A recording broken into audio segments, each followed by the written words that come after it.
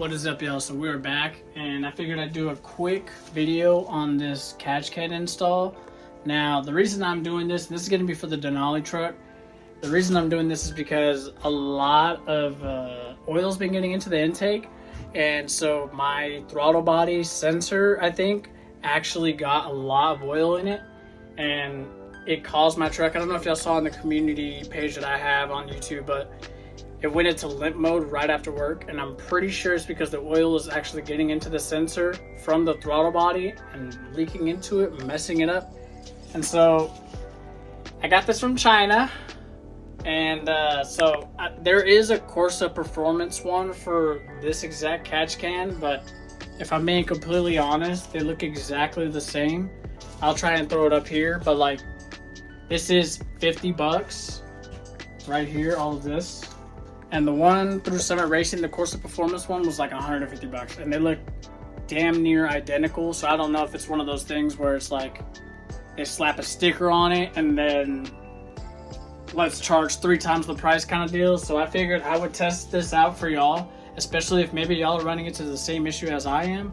I don't know if this is has to do with like maybe my truck has more symptoms that it's giving me, and that's why a lot of oil is going through the intake. I know that could be like blow by or like, I don't know anything, but this is my short-term solution to see if this helps anything out. So I figured I'd do a quick video on it. It doesn't look too hard, but as you could tell, it's going to be one of those instruction manuals. So actually a little bit better than the other one I think I showed y'all. Oh, for the center console, that one was a lot worse, but this one isn't like the greatest quality. Go ahead and guess that you're supposed to just read it from left to right. I'm not 100% sure, but I'm gonna guess that just because of the order that it kind of looks like it's going into. I don't know how exactly. I wish they did like a 1, 2, 3, 4, something like that, but clearly, you know, you pay $50 for something, you better be happy that they at least sent you somewhat of an instruction manual. So that's what I'm going to go based off of. We're going to try and figure this out. It should be like maybe a 30-minute install, but you never know when it comes to stuff like this. I'm going to go ahead and start working on it because I do got to leave here in a bit. And I already got the truck cooling down because I did have to drive it here, obviously. But I got the hood open and everything, so it shouldn't be too hot. So let's go ahead and go to the truck real quick. So if you haven't seen it already, this is how your engine bay is going to look. Hopefully it's not as dusty as mine. But from the looks of it, it looks like it's going to be bolting up here and hanging about this area. This is the general idea that I'm having from just the very blurry images. Remove this whole intake system. You're going to need either a flathead screwdriver or an 8mm bolt. So you'll see here, you're going to have to take that off. It looks like this. So that needs to come off. It's 8mm or a flathead.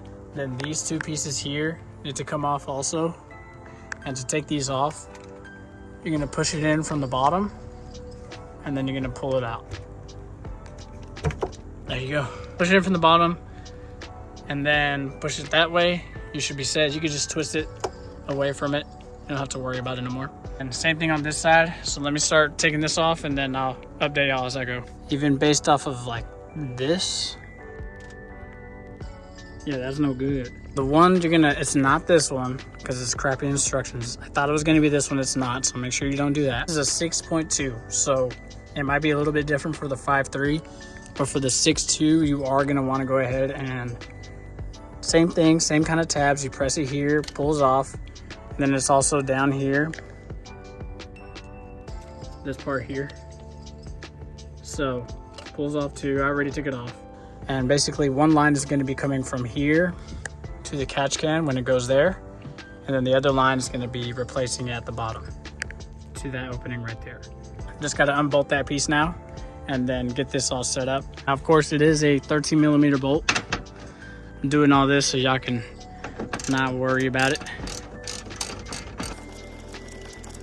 Yep, should have got my impact. Would have made life a lot easier. And then so basically, that's where it's gonna go.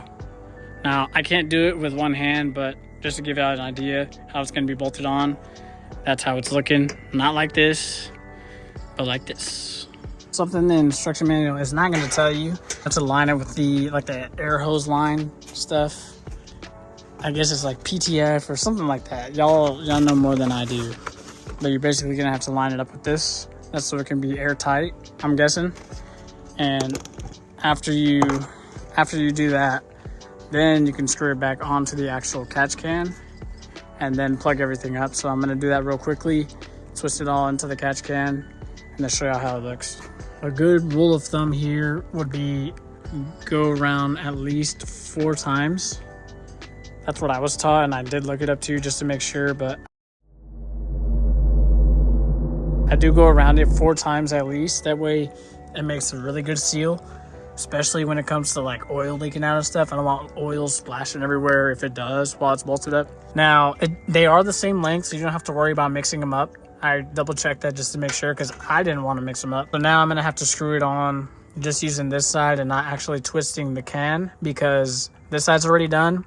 And if you twist the can with it, it's gonna cross thread this piece and it's not gonna be fun. So it is a lot easier actually to take the mount off and actually bolt it up to the catch can. And one thing you do have to pay attention to also is this says in and the other side says out. I figure it'd be a lot easier to show y'all the sides and where to put them. So this is the inside and this is the outside. So the inside is going to be connecting to the bottom part, because this is going to be running through this side of the hose, catching any oil down here, then letting out dry air that will be going to the actual intake, which is right here. So inside is the bottom part and the outside top part. Maybe you want to route it a little bit nicer than I'm gonna be routing it. So right here, snaps in, get everything else connected back. So this is how it should be looking for you. I got these screwed in here. That's the screws into the mount. I'm gonna double check that these are tight on both sides, these hose clamps. Probably should have done that first if I'm being honest. And put everything back to where it was and we should be good. So clamps are all good. I tightened that down so it's not going anywhere. You don't want it vibrating in case the screws come loose from vibration, so it's not going anywhere. Now we just gotta do the reverse. So we gotta install the intake. So I always like to do throttle body first, then that piece over there. I like to insert those first. Then the hoses, I like to click those in and then tighten everything down. That should be everything. That's the easiest way I have found it to be. So I'm gonna do that right now and show you the end result.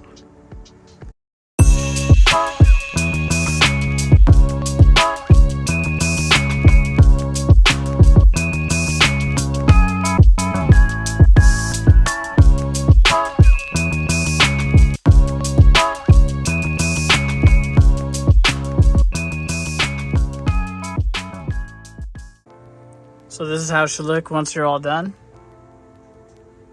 Hoses are ran perfectly, so they actually aren't in the way of the airbox at all. I didn't have to fight it or anything like that. Everything clears pretty well.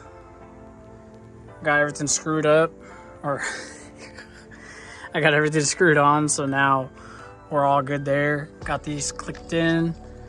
Make sure you clip both of them back in.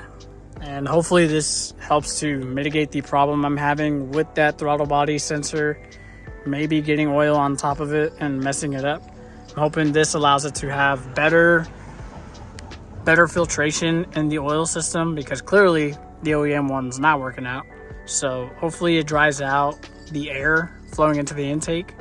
And I will see probably, I don't know if the next oil change, some will pop up, but when I do an oil change, I'll try and do a quick update video and just add it really quickly for this eBay oil catch cam for these 2014 to 2018 Silverado GMC Sierras, Yukons, all of them bad boys. This took me maybe tops, if I didn't have to take a video of it, 20-25 minutes, especially because I didn't even really base everything off the instructions. I kind of just assumed a bunch of stuff and it worked out. So now for you, should take you maybe 15 minutes. All you need is a 8mm or a flathead. You need a Phillips head for the top mount screws, a 13mm, and a lot of love and patience with this girl. So that's gonna be it for this video. Thank y'all for tuning in.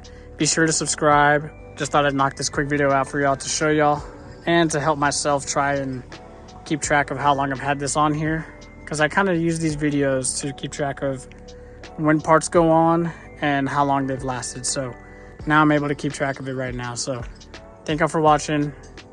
See y'all later.